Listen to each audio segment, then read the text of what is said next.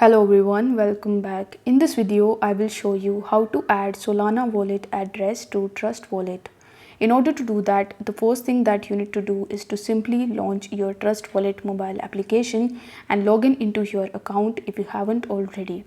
Over here, you need to tap on the circle in the top right hand corner of the screen and then use the search bar, and in the search bar, you need to search for Solana.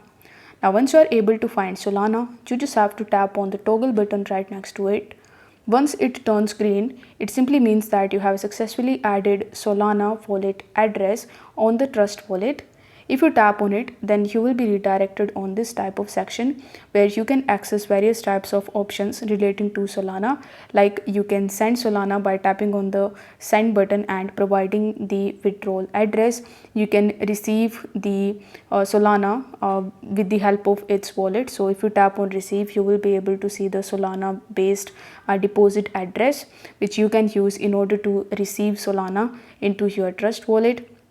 You can access the swap option, and you can even buy Solana and sell Solana directly on the Trust wallet.